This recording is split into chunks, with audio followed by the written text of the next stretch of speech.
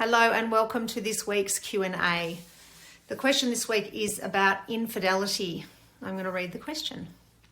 My partner and I are currently working through an infidelity. He was unfaithful with a colleague. Part of me thinks it's possible and I guess to recover from it. And part of me thinks I'll never feel secure and that he'll do it again. What can you offer about this, please? So I work with infidelity all the time, particularly this type of infidelity, which would be classified as I gather, a sexual infidelity. Or it could be an emotional infidelity, and there are all sorts of other types of betrayals: emotional betrayal, and financial betrayal. Also, sort of relationship values betrayals. Drugs and alcohol is a huge one, where someone is continually partaking in that sort of activity, or overspending or anything like that. So just be mindful. There are lots of different types of betrayals. So let me just go through a few things that I have some notes about here. Obviously, this is a very generic response because I'm not sure exactly what the history is, but I do have some generic responses to a sexual infidelity. This is a very complex situation and it's going to need a lot of calm conversations over time. The main thing that needs to happen is the repair, which comes from understanding what led him to that activity, to that behaviour. What was happening? Usually, I must say, it's very rare. In fact, I don't know if I've ever had a situation where someone hasn't been affected by alcohol or drugs. So obviously, if that's a problem, then that's one of them. But again, symptomatic drug and alcohol, excessive drug and alcohol use is a symptom of something deeper than that, something under the surface that we need to understand. So you're going to have a hurt part that's going to want to sort of retaliate. But if you can, take your time and anchor to become curious and help understand the other person. What was happening for them prior to this infidelity? What was the timeline for this event happening? What was happening in the dynamic of your relationship? Just to share with you, when two people are together and there's a disconnection happening somewhere in the relationship, and there are all sorts of ways that disconnection can be apparent and form. There's what's called the threat of the third. So the third is an entity that sits above the relationship. It's there all the time. We all have the third above our relationship. And it can drop down and, like a shiny new toy, distract and connect the disconnected part of one or of the partners. And that's where the betrayal happens. Now, interestingly, if you think about this, it does make sense. If we haven't been, let's say we haven't been having sexual intimacy for a long time, or we haven't been talking, having emotional conversations and talking about ourselves in a deep way, and there's a disconnection there over time, if I start connecting with someone on that level, there's a part of me that's enjoying that, and there's another part of me that it doesn't feel like a betrayal. And this is what a lot of the betrayers say. They talk about, they don't really understand, but I didn't really think about it being a betrayal or being unfaithful because we haven't been having sex for years, or we don't talk. So I've just been doing that with this person, and now I can see it's gone too far. But you can just get a really clear picture of how it starts. Because that part of our relationship isn't working, the third drops in, and that part of the relationship is met elsewhere. Remember, this is not right or wrong. This is all about understanding infidelity, not saying right or wrong. But we all know it's been going on since the beginning of time, and I dare to say it will continue. So be curious to understand it for yourself and for others in your life. I would be very surprised if you didn't know someone who has had an affair or an infidelity. So this might help you understand them. So the betrayer needs to be willing to have conversations with the betrayed person at appropriate times, when there's an appropriate time to sit down and talk calmly and clearly and respond to questions.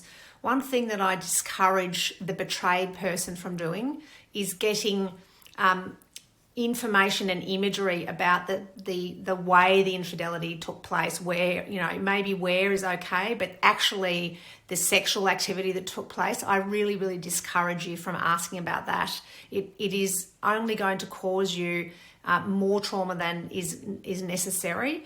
And what we know about this, when that sort of information is, you know, processed, that you are likely to experience PTSD-like symptoms of, you know, having flashbacks and you know, reliving that imagery all the time. So don't ask. Just get the details of the timeline and also what that person was thinking and feeling, because your number one priority is to understand the other person and help them understand how you feel along the way, and just keep talking. I do recommend, if it doesn't go well the first couple of conversations, that you get support, come to someone like me and sit in the room and work through it. The threat of the third, parts of the self is in here, and there's a part of me that thinks it's possible and there's a part of me that thinks it's not, and he's going to cheat. I think those two parts of you both have, you know, are credible, and what we don't know is whether what's going to happen in the future, and we never knew. And I think this is one of the parts of betrayal that's important to acknowledge, is that it smashes the purity and the vision that I've had for my relationship to be pure and you know, forever, and just that whole relationship that's now gone. And so there's some grief and loss that needs to be processed in relation to that. But supporting all those parts of you, and then also practicing your anchoring to not let yourself see it as, I think Esther Perel described it in a great way. You know, the person that's been unfaithful has made a decision for themselves, and it happened to you. So they did it for themselves and it happened to you. He didn't do it to you. And I think that language is very important for you if you're the one that has been betrayed, if there's been an infidelity and you're on the you know, the stinging end of it, that you remind yourself that person has made a decision for themselves to get more pleasure and satisfaction, and it's definitely against our relationship values and agreement, and this is the impact and effect it's had on me, but they have not done it to you. So take that on, have a think about that. And I think the other thing that's really helpful is ask yourself, is this totally out of character, what I know of my person, or am I kind of not surprised? You know, are they a flirtatious and charismatic person that, you know, gets tipsy or drunk and flirts and doesn't have good personal boundaries? You know, how are they representing themselves when they're with you, and also, more importantly, when they're not with you? And that can give you some helpful insights about the potential for it to happen in the future, and another good conversation to have with him about his awareness of that part of him. Are you aware that you are flirtatious without boundary? And can we talk about that? Take your time. It's a very long and painful process to work through an infidelity, especially if it's a relationship with intention as a forever relationship. And try and be very process focused. You know, just keep working through it and talking about getting that understanding, and continuing to support yourself and get support from other people, and try not to be clinging to a specific outcome as to what a vision or a feeling that you're seeking to get from the process, because you will find that you're grasping at it all the time trying to find it. It won't necessarily be there. It will take a while for you to find that sort of stability in your relationship again. And get support. It's very complex. What I can say is I obviously have worked with infidelities a lot. I couldn't give you a percentage. I'm not really good at maths. I was very dismal at it, in fact. But I can say that I have worked with many couples that have worked through infidelities of all different natures, and you know, some relationships, 30 years and beyond, some very early in the relationship.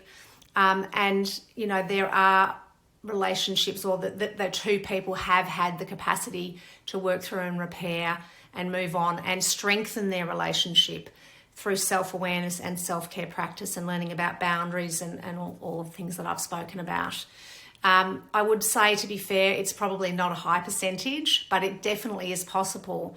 And it depends on, what's at stake. So that's another part of something for you to consider.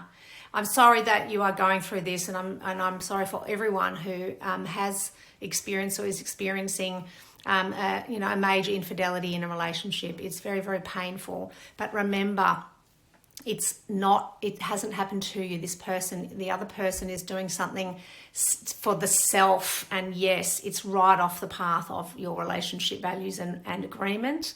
But just try and give yourself space from them having done it to you, and just hold your ground with your boundaries and your values, and take your time. Self-care is absolutely critical at this time.